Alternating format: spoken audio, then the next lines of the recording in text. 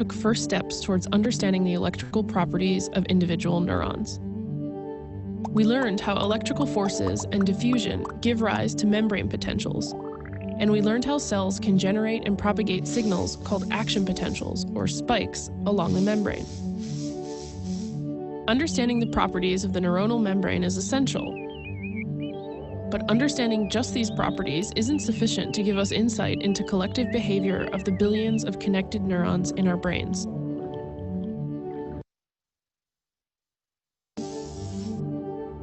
For us, we can approach neuroscience of the billions of connected neurons in our brains.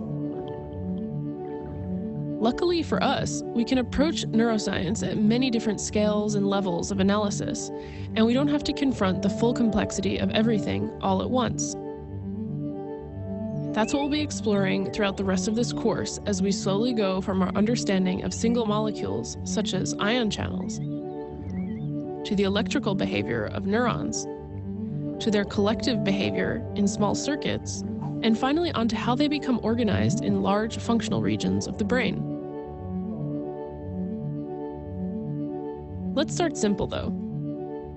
Since we've examined one neuron, a logical next question is, how do two neurons connect with one another? We'll first examine some basic cellular anatomy of neurons. So far, we haven't made too much of the fact that the majority of neurons are polarized cells. That is, they have one portion of the cell for receiving inputs and another portion for sending outputs. The parts of the cells that are specialized for receiving inputs from other cells are called dendrites. The word dendrite comes from the Greek word dendron, meaning tree, and as you can see, the dendrites have a branching, tree-like structure. A signal received by a dendrite is passed to the cell body. If there is sufficient depolarization of the cell body membrane to initiate an action potential, then an action potential is sent down the axon. The axon then carries the propagating action potential to another neuron. So what actually happens at the boundary between two neurons, between the axon of one neuron and the dendrite of another? This interface is called a synapse. There are two general types of synapses: electrical synapses and chemical synapses. Electrical synapses are less common in our own nervous systems, but they're simpler to think about, so let's start with them. Electrical synapses are basically pores between two cells that allow ions to pass through. They allow the passage of the electrical signal through to a neighboring cell without much fuss. It's not so different than just combining two cells into one larger cell. There are lots of reasons that nature might need synapses like this from time to time. They're fast, and they allow cells to couple together with a high degree of synchronicity. But most neurons are connected together by a much more complicated structure called a chemical synapse. In a chemical synapse, rather than simply passing along an electrical signal from one cell to another, the action potential travels to the end of the axon and causes a chemical to be released into a very small space between the two neurons called the synaptic cleft. This chemical is taken up by the downstream neuron on the other side of the cleft. This chemical signal can cause the downstream neuron to depolarize its membrane, converting the chemical signal back into an electrical one. Or it can have other effects on the cell. This chemical step is slower than transmission across an electrical synapse, but it opens up an enormously diverse repertoire of different and more complex kinds of signaling. And synaptic function plays a critical role in computations performed by neurons. We'll spend the rest of this unit exploring the inner workings of chemical synapses, on our way to beginning to look at how networks of interconnected neurons give rise to behavior. We'll also look at the role of defective synaptic physiology in neurological and psychiatric disorders, and we'll see how synapses can be targeted by various psychoactive drugs and poisons. Finally, we'll wrap up by looking at how synapses can change over time in response to external stimuli, playing a foundational role in how we learn and remember.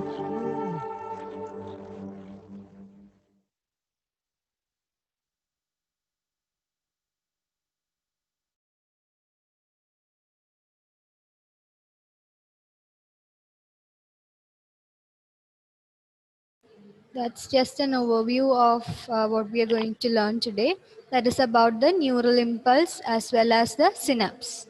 Okay, just revising yesterday's portions. What did we learn yesterday? Amal, can you tell me?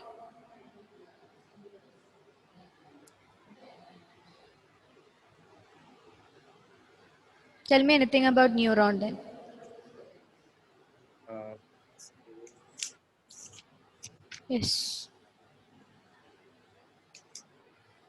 What is a neuron? uh,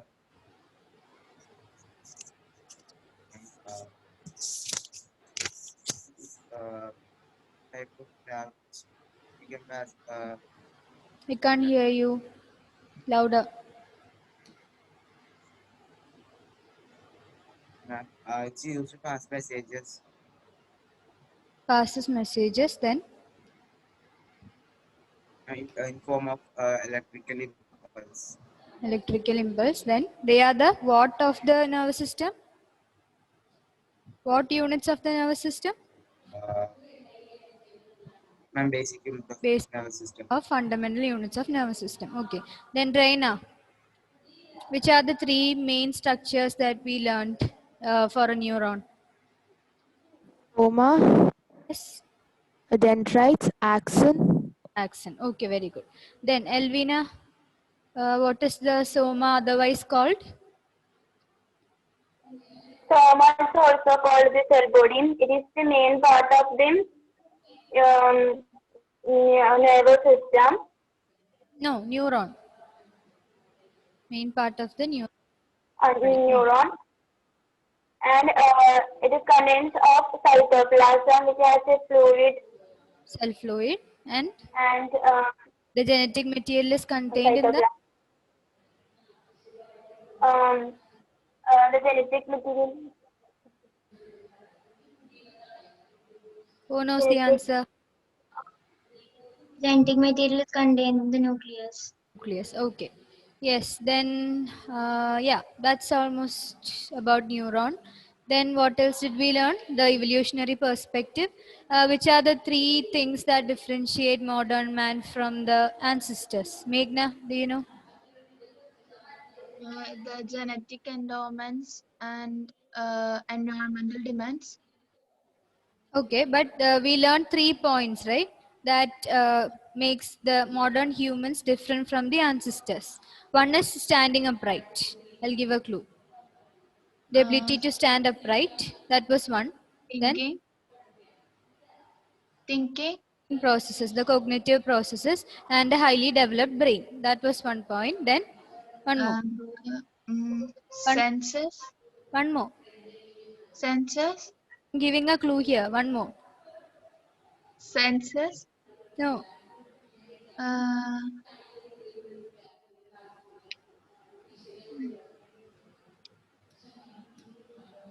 One more.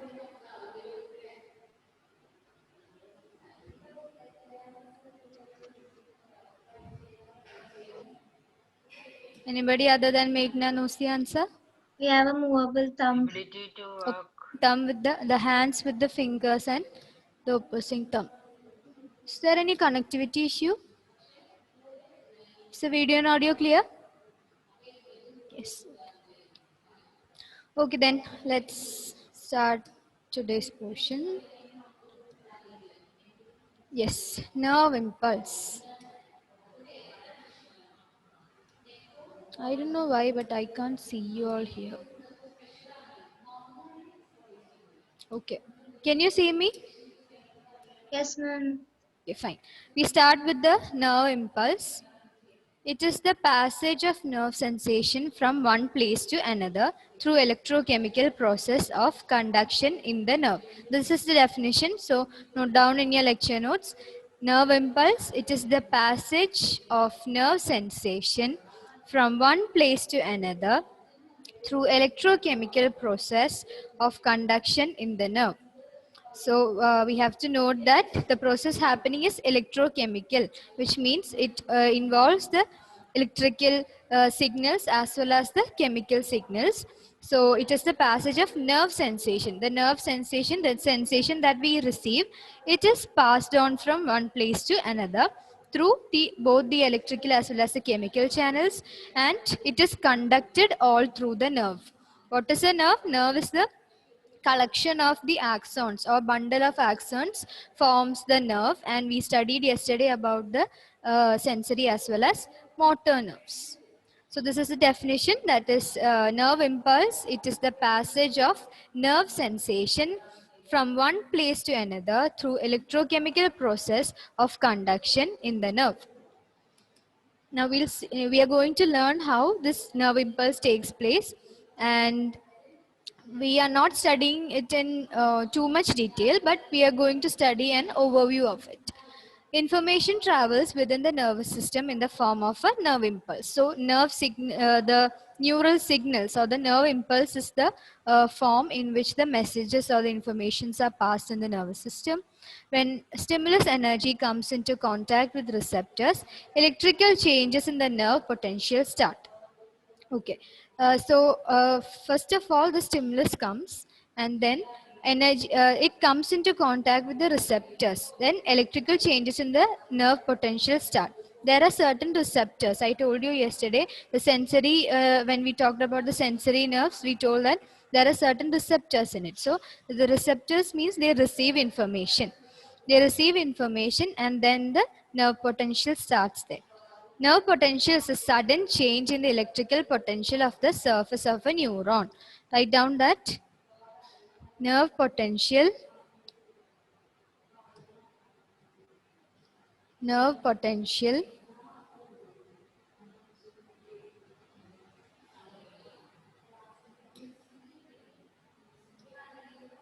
is a sudden change in the electrical potential.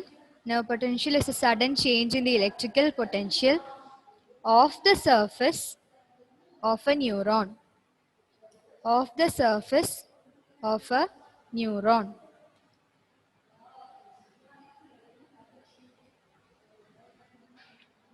Nerve potential is a sudden change in the electrical potential of the surface of a neuron.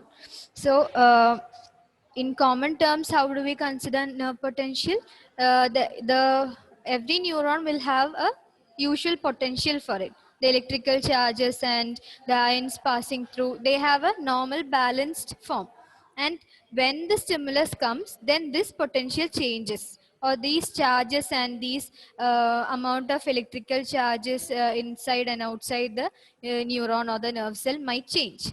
This is called as the change in the electrical potential of the surface of neuron, and that is the definition that we give for a nerve potential.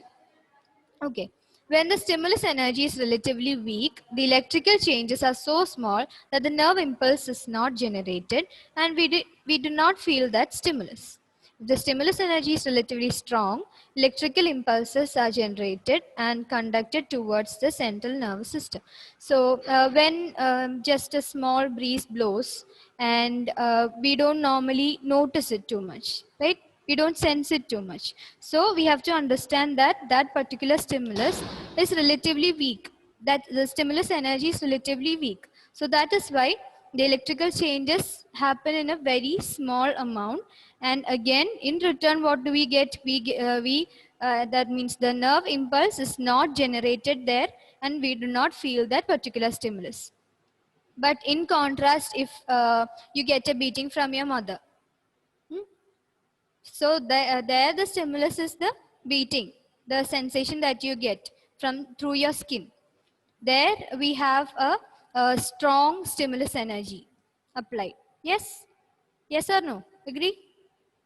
Yes, ma'am. Yes, okay. So compared to the low wind or the breeze, here we have a stimulus with higher energy, and then when this stimulus energy comes, the nerve impulse is generated, and then we can feel it through the whole process of the neural transmission.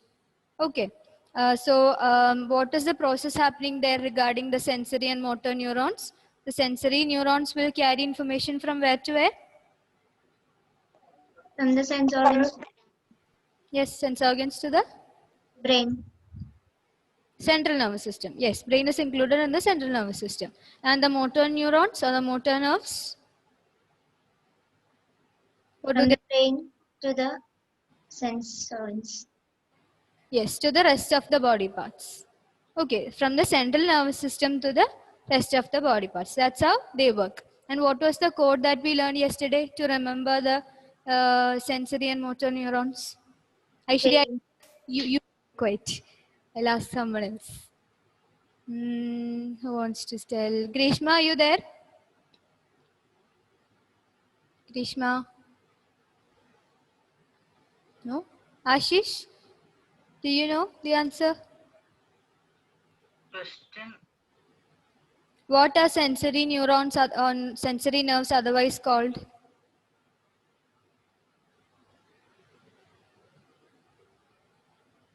I don't know. Afferent or efferent? Tell me that. We learned a code yesterday. You remember? Afferent.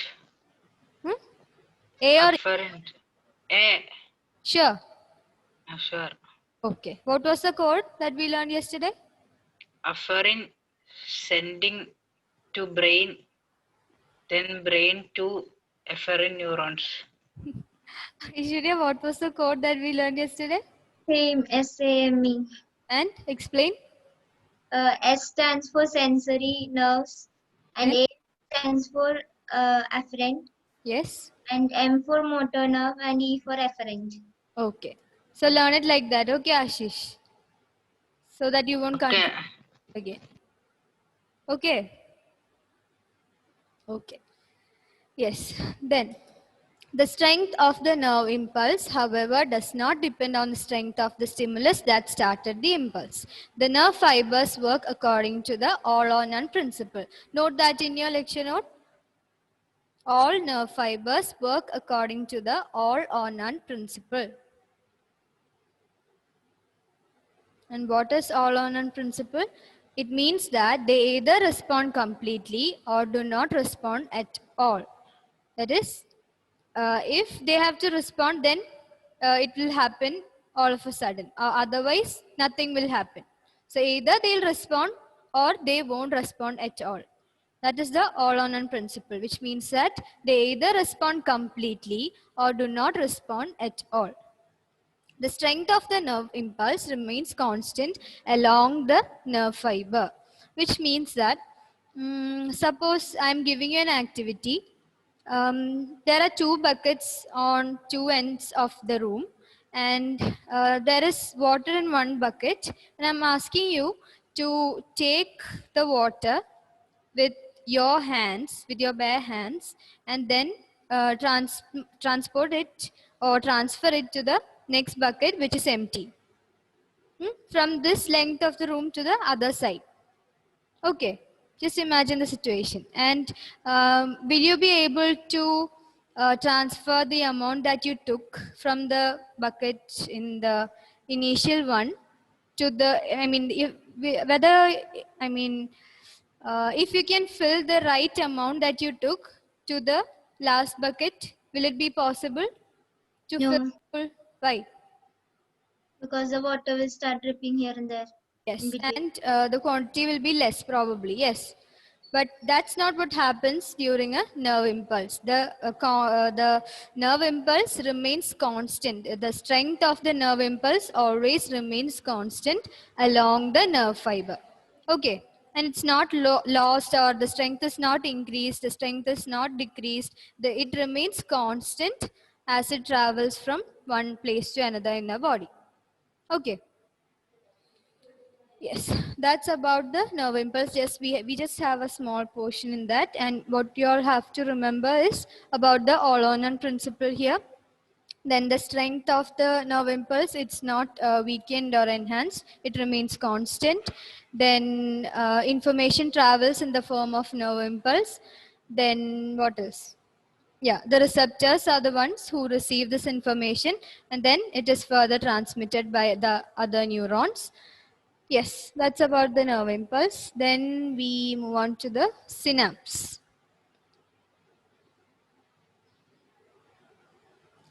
Synapse, write down the definition. The junction between the axon tip of the sending neuron, the junction between the axon tip of the sending neuron and the dendrite or cell body of the receiving neuron is called a synapse. Read it once more. The junction between the axon tip of the sending neuron and the dendrite or cell body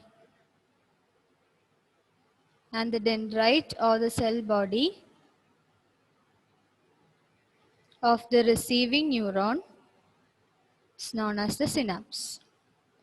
And there is something hiding the screen. Is it okay now? Yes, ma'am. Okay. The junction between the axon tip of the sending neuron and the dendrite or cell body of the receiving neuron is called the synapse. The tiny gap at this junction is called the synaptic gap or cleft. It is called the synaptic gap or it is called the synaptic cleft. Didn't you guys see that in the video? The synaptic cleft? Yes.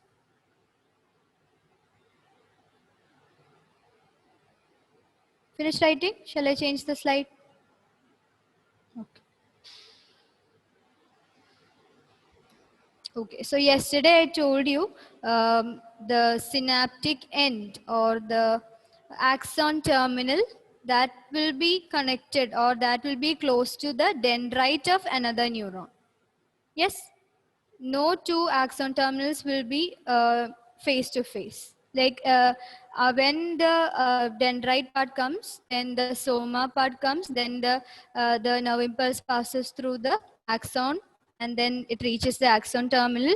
There we have the synapse and then the receptors in the next axon's dendrite receives the impulse. Understood? Okay. When the impulse is to be conducted to a distant part of the body, a number of neurons participate in the process. In this process, one neuron faithfully relays the information to a neighboring neuron. The axon tip of a preceding neuron make functional connections or synapse with dendrites of the other neuron. A neuron is never physically connected with another neuron. Rather, there is a small gap between the two. This gap is known as the synaptic cleft. So, these neurons, they are not like the electrical wires. They are not connected to each other as such. Rather, we have the synaptic cleft or the synaptic gap in between the two neurons. And what happens in this particular synapse is a very complex process, but you have to understand that from the axon terminals, we have some terminal buttons, right, at the end part. And from there, two types of synapses are there, either chemical synapses or electrical synapses. You saw that in the video. In electrical synapses, the directly electrical messages are passed through, electrical signals are passed. But in chemical synapses, what happens is the axon terminals release the chemicals into the synaptic cleft, and the receptors present in the dendrites of the next neuron, they perceive it. Understood? That's what happens in a chemical synapse. So here, the axon tip of a preceding neuron make functional connections or synapse with dendrites of the other neuron. That is the next neuron, which has to pass the nerve impulse. A neuron is never physically connected with another neuron. Rather, there is a small gap between the two. This gap is known as the synaptic cleft. So basically, what is the function of the synaptic cleft?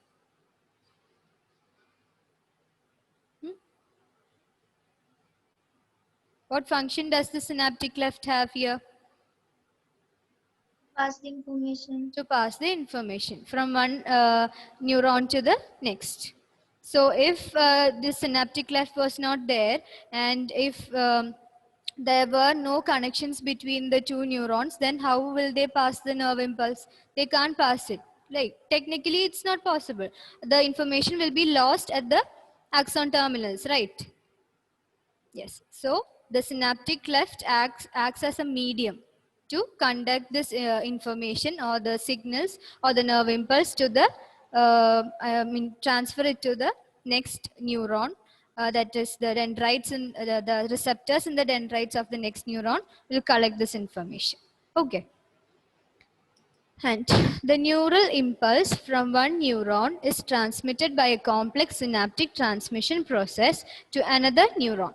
The conduction of neural impulse in the axon is electrochemical, while the nature of synaptic transmission is chemical. Okay, the chemical substance are known as neurotransmitters. So we talked about how the neural transmission takes place between neurons. Then we told about how the synaptic cleft or the synaptic gap acts as a medium for this transmission. And I also told you that certain chemicals are transferred, right? The information also passes in the form of chemicals, and these chemical substances are known as neurotransmitters.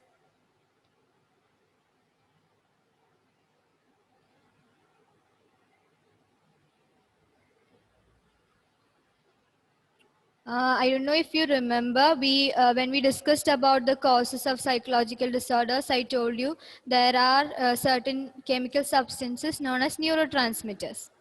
And what do they do? I also told you that the imbalance in these neurotransmitters might cause a psychological disorder. Yes, Aishwarya, do you remember asking that?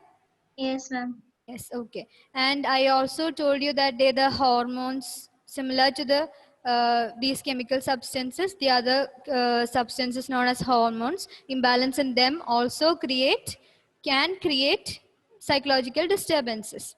Okay, so neurotransmitters are of importance in the nervous system. And here we are not dealing with the psychological disorders, but just understanding the biological basis. So in that case, we have to mention about the neuron, the nerve impulse, the synaptic cleft, and there we have to mention about neurotransmitters.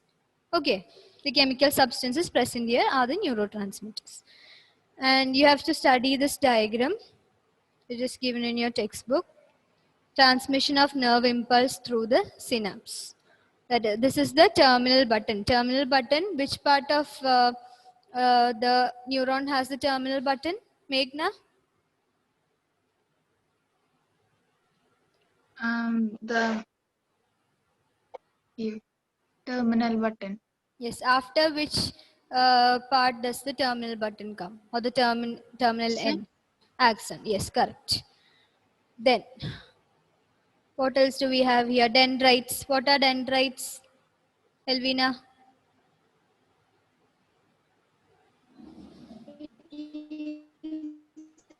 Yes? Tiny projections which will Yes, the branch of the neuron are known as dendrites. So when the axon terminal, from the axon terminal in the synaptic vesicles, the chemicals are released into the synaptic cleft. And from there, the chemical substances or the ions or whatever the substance that is released from the synaptic vesicle, the dendrite, the receptors in the dendrite takes that in or receives it. That is what happens in a synaptic cleft. Okay? Yes, it's almost time. Any doubts? Yes, we just had a small portion today, that is nerve impulse and synapse. Did you start studying for the half-yearly exam? Yes? Okay, if you have doubts, you ask me, okay? Contact me personally if you want. And keep a track of the notes that I'm sending you. You have to file it. Okay, I hope you received Josie sir's message. You have to take a print of it and file them. And your lecture notes also. Okay. Yes, that's it. Then, thank you. Thank you, ma'am.